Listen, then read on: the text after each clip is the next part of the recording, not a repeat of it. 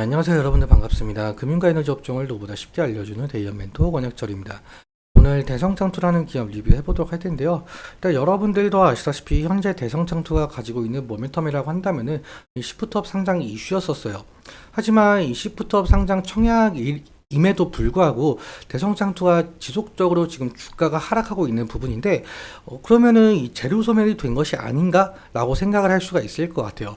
그렇다면 우리가 바로 다음으로 바라봐야 될 모멘텀은 어떤 것들이 있을까라는 것인데 6월 달에 대성장투가 2차전지 장비 제조사에 투자했었던 내역이 있더라고요. 그래서 이러한 것들 오늘 여러분들과 같이 한번 확인해 보면서 천천히 얘기 나눠보도록 할 텐데요.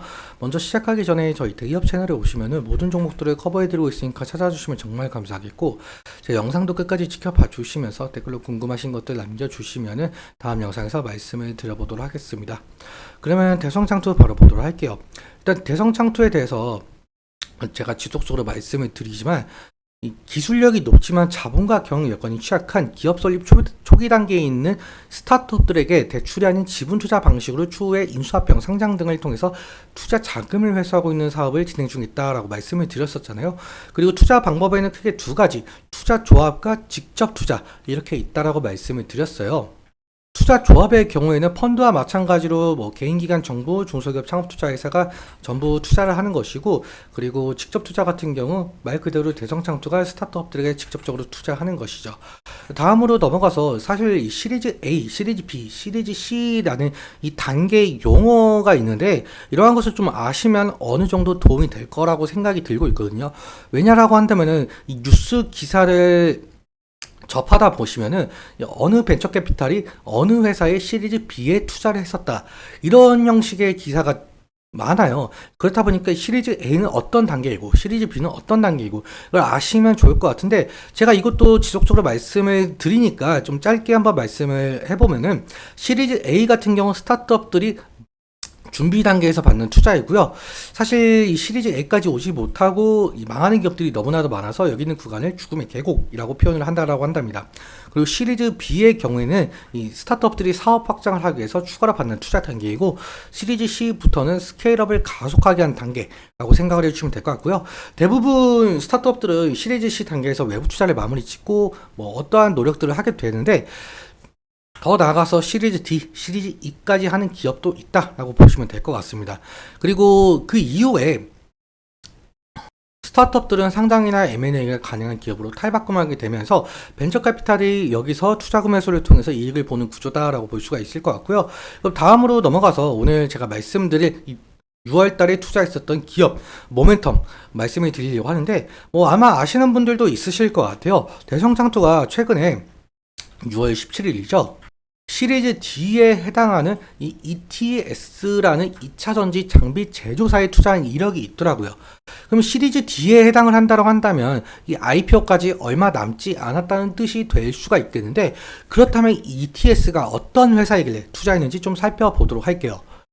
다음 기사를 보시면은 ETS 같은 경우 2012년에 설립된 자동화 설비 개발 업체라고 한답니다. 특히 2차전지 조립 공정에 필요한 모든 장비를 설계부터 제작까지 턴키를 공급할 수 있는 기술력을 갖췄다라고 평가를 받고 있고요. 그리고 국내 2차전지 대기업의 1차 협력사로 선정되면서 한국, 중국, 폴란드의 장비를 납품과 수주까지 진행을 하고 있다라고 한답니다. 사실 그렇다면은 2차 전지에 사용되고 있는 이 전기차에 대한 모멘텀 안 살펴볼 수가 없을 것 같은데, 사실 여러분들도 아시다시피 작년 한 해까지 이 전기차, 2차 전지 기업들이 주가 상승이 강하게 나왔다는 것은 아실 텐데, 상승의 이유는 결국엔 기후변화에 대한 문제점을 타파하기 위해서 35년까지 내연기관 자동차 판매 금지, 그리고 온실가스 배출량 감축 등이었었는데, 지금 현재는 모멘텀이 살짝 약화된 부분이 있습니다. 여기 기사를 보시면은 여기 EPP 정당이 내연기관 자동차 판매 정책을 좀 폐지할 가능성도 시사를 했고, 그리고 2040 기후 목표 또 축소될 가능성이 높다고 얘기를 하고 있죠.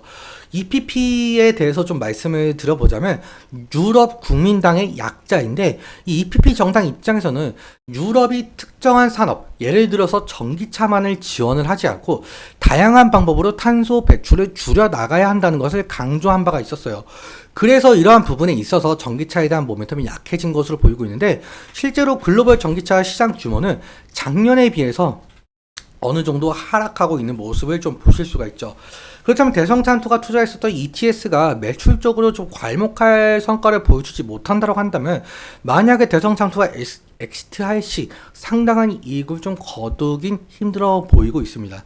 이러한 문제점이 있다라고만 생각을 해주시면 될 것 같고요. 기술적인 측면에 대해서도 말씀을 드려보자면 지금 대성장투 주가를 보시면 이때 5월 21일 날 시프트 관련 이슈로 인해서 이 상한가까지 도달했었던 모양이었었고, 그리고 그 이후에 기간 조정이 한번 나왔었죠. 길게 한 2주 정도 기간 조정이 나온 것으로 보고 있는데 그 이후 계속적으로 하락을 하고 있어요. 심지어 오늘 같은 경우도 3%까지 하락을 했다가 1.8%까지 좀 아래꼬리가 달린 모습을 보여주고 있고, 어제 같은 경우도 8% 이상 좀 빠진 모습을 보여주고 있어요. 사실 이 대성창투가 지금 현재 좀 여러분들도 아시다시피 시프트업 지분에 관련해서 어느 정도 말이 좀 많은 편이잖아요. 뭐 1%밖에 남지 않았다라는 이러한 찌라시가 좀 많이 돌고 있기 때문에 제가 저번 영상에서 한번 IPO가 아니라 IR 담당자와 한번 그 통화를 진행을 한 적이 있었는데 사실 저도 이 부분에 관련해서 의문점이 많이 들고 있더라고요. 만약에 이 지분이 정확하게 있다라고 한다면 확실하게 좀 말씀을 해 주셨으면 좋았을 텐데 어느 정도 좀 회피하려고 하는 경향이 많이 보이고 있더라고요. 그래서 이 부분에 관련해서 저도 좀 많이 아쉽다라고 생각이 들고 있고, 하지만 이제는 시프트업 관련해서 이슈가 끝났기 때문에 우리는 이제 다음 모멘텀을 바라보면서 어떻게 대응을 해야 될지 이게 사실 관건으로 보이고 있죠. 일단 지지라인 같은 경우 오늘과 어제 이 120일 이평선에서 조금 지지를 해주고 있는 모습을 보이고 있죠. 제가 저번 영상에서는 60일 이평선을 이탈한다라고 한다면 리스크적인 측면에 대해서 어느 정도 관리를 해야 될 것 같다라고 말씀을 드린 바가 있었는데 사실 지금 뭐 60일 이평선을 확실하게 이탈을 한 부분이 있다 보니까 우리는 이제 다음 대응을 조금 생각을 해봐야 되겠죠. 이 120일 이평선이 지지라인이 될 가능성이 상당히 높을 것 같고, 만약에 이 120일 이평선이 이탈을 하게 된다고 한다면 바로 밑에 있는 241선이 될 가능성이 높겠죠. 만약에 이 241선까지 이탈을 하게 된다고 한다면 사실 지금 밑에 지지라인 구간, 그러니까 지지해주는 이평선들이 사실 형성이 되고 있지 않고 있어요. 그렇다 보니까 리스크적인 관리는 필요할 수가 있겠죠. 그리고 사실상 지금 상승 시마다 이 차익 실현이나 원금 보증 매물이 나올 가능성이 상당히 높다는 점. 왜냐라고 한다면은 지금 상한가 이후에 지속적으로 기간 조정이 나왔었던 형편이었어요.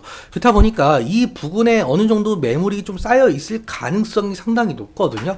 그래서 상승 시마다 이게 원금 보증 매물이 나올 가능성, 그러니까 저항이 상당히 강할 가능성이 있다. 이 점만 유의해 주시면 좋을 것 같습니다. 오늘은 여기까지 말씀을 드리면서 오늘 제가 말씀드린 내용과 차트적인 부분에 대해서는 제 개인적인 견해가 있을 수밖에 없다 보니까 여러분들의 주관적인 견해와 그 투자를 현명한 선택하셨으면 좋겠습니다. 그리고 이 대성창투에서 혹시 궁금하신 점이 있다라고 하신다면은 이 댓글 한번 남겨주시면은 제가 그 부분에 관련해서 정확하게 말씀을 드려보도록 하겠습니다. 그럼 오늘도 시청해주셔서 너무 감사하고 지금까지 멘토 권혁철이었습니다. 감사합니다.